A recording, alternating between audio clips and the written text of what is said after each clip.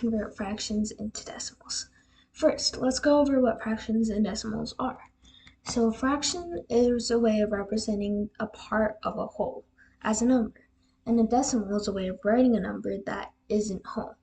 You'll understand this more as we do more practice with fractions and decimals. So a fraction has two parts, a numerator and a denominator. The numerator tells us how many parts of a whole we have, while the denominator tells us how many parts of a whole there are. For example, let's say you eat 2 slices of pizza out of a pizza that has 8 slices. That means the numerator is 2 because you have 2 parts of the whole, and the denominator is 8 because there are 8 parts in the whole. Now, a decimal is a way of writing a number that's in between. Let's say 7.6. 7.6 is larger than 7, but it's less than 8.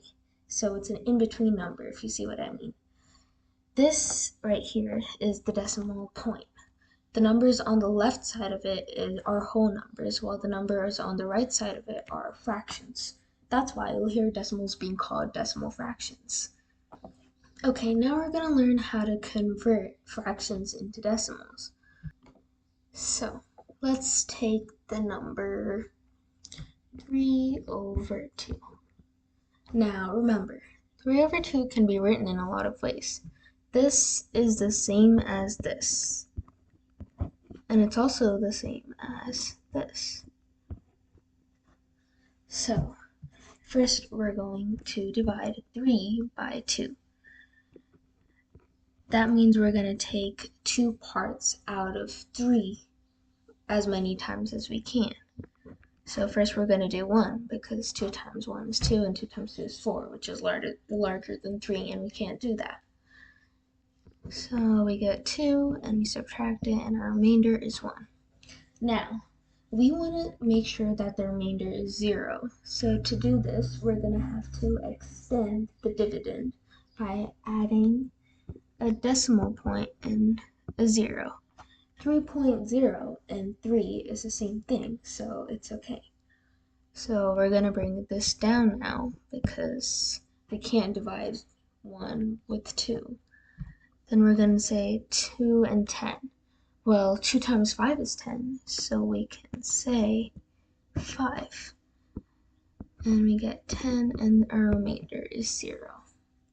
So therefore we have 3 divided by 2 equal to 1.5. Notice where we put the decimal point while dividing the number is also where we put it in the quotient over here. Now, let's double check our work. 3 divided by 2 equals 1.5. Let's practice with a couple more problems. Okay, so let's take a smaller number this time. Let's go 3/4. Now we already know that we can't take 4 parts out of something that has only 3 parts. So we're going to have to do 0, and 0 times 4 is 0. You subtract it, you get 3. Now again, we're going to extend our number. Oops, that was my bad. Bring it down. We're going to divide. Keep dividing like normal. So 4 times 7 equals 28. That's the closest number we have. Now again, we need to extend our number, but we're not going to add another decimal point. We're just going to continue adding zeros because remember 3.00000, 3.00000 is the same as 3. So it's essentially the same. So we're going to do 5, and I have not much space, and well, 4 times 5 is 20, and we're going to get our remainder as 0.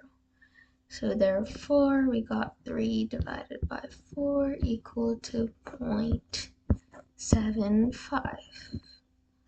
Let's try that on our calculator here. 3 divided by 4, 0.75. Let's do one more example so that you guys get a more clear understanding. Let's go for a big number this time. 14 divided by 4. So we have 14, we have 4. 4 times 3 is the closest number we have to 14, which is 12. We subtract it, we get 2. We need to extend our number, so we're going to add our decimal point. Then we're going to bring it down. 4 times 5 is 20. And we get our remainder to be 0. So 14 over 4 equals 3.5. Let's double check that. 14 divided by 4. 3.5. Okay, well, I hope you understood, and please go back and watch the video